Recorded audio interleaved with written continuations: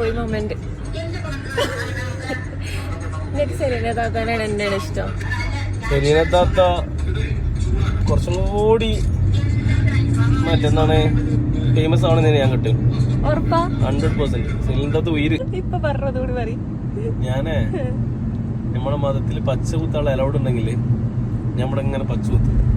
ഫിദാണ് വലുതാക്കി തന്നെ കുത്തും. ഫിദ. എന്നിട്ട് ഞാൻ എന്തെങ്കിലും ഇങ്ങനെ പ്രയാസപ്പെട്ടിരിക്കുന്ന സമയത്ത് ഞാനിങ്ങനെ പ്രയാസപ്പെട്ട് ഇങ്ങനെ പെരാതെ പിടിച്ചിരിക്കുന്ന സമയത്ത് ഞാൻ ഇതിന്റെ മുകളിൽ നോക്കും. എന്നിട്ട് ഞാൻ പറയും ഇതിനെക്കാട്ടി വലിയ പ്രയാസം ഇനി വരാനില്ലല്ലോ. അൽഹംദുലില്ലാ. അത് 3 പ്രാവശ്യം ഉറപ്പിക്കാം. AC നേരെ റൂമിലെത്തിയാലേ AC വിട്ടാണ്ട് കിടന്ന് ഉറങ്ങുന്നവരോ ഉറങ്ങല്.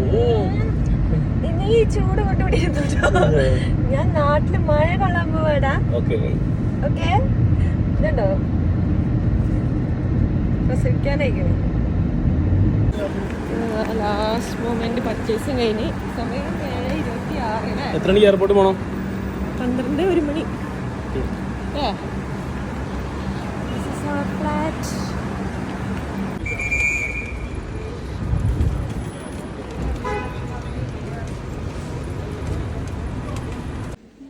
ഹേ ഗായ്സ്, അസ്സലാമു അലൈക്കും. Welcome back to my channel. അപ്പോൾ ഇന്നലെ അപ്ലോഡ് ചെയ്ത വീഡിയോൻ്റെ പാർട്ട് 2 ആണ് കേട്ടോ.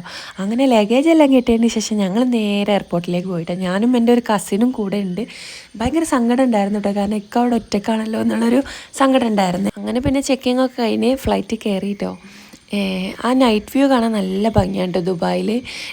അതും കഴിഞ്ഞ് ഞങ്ങൾ നല്ലൊരു ഉറക്കിറങ്ങി. ഞാനും അവനും നല്ല രീതിക്ക് ഉറങ്ങിയിട്ടുണ്ടായിരുന്നു കേട്ടോ. പിന്നെ കണ്ണുറന്ന് നോക്കിയപ്പോൾ ഈ ഒരു കാഴ്ചയാണ് കണ്ടത്. ഏതൊരു പ്രവാസികൾക്കും മനസ്സിനൊരു സന്തോഷം തരുന്നൊരു കാഴ്ചയാണല്ലേ ഇത് കാണുമ്പോൾ എന്താണെന്നറിയില്ല, ഭയങ്കര ഒരു സന്തോഷമായിരിക്കും കേട്ടോ മനസ്സിന്. അങ്ങനെ ഞങ്ങൾ ലാൻഡ് ആവാനായി ഏകദേശം.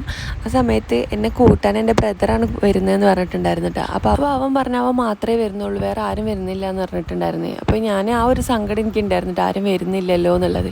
പക്ഷെ അവരെനിക്ക് സർപ്രൈസ് തന്നായിരുന്നു കേട്ടോ. അവരെല്ലാവരും വന്നിട്ടുണ്ടായിരുന്നു. ഉമ്മയും അനിയത്തിമാരും ഇത്താത്തയും എല്ലാവരും വന്നിട്ടുണ്ടായിരുന്നു കേട്ടോ. എന്നിട്ട് അവരെന്നെ കാണാണ്ട് വിളിച്ച് നിൽക്കരുത്. പക്ഷെ അവർ വിളിച്ച് നിൽക്കുന്നത് ഞാൻ വേറൊരു സൈഡിൽ നിന്ന് കണ്ടു. അപ്പോൾ ഞാൻ അവരുടെ ബാക്കിൽ കൂടെ പോയിട്ട് ഞാൻ സർപ്രൈസ് കൊടുത്തു. അപ്പോൾ ഈ വീഡിയോ ഇഷ്ടപ്പെട്ടെങ്കിൽ ലൈക്ക് ചെയ്യാനും കമൻറ്റ് ചെയ്യാനും സബ്സ്ക്രൈബ് ചെയ്യാൻ മറക്കല്ല.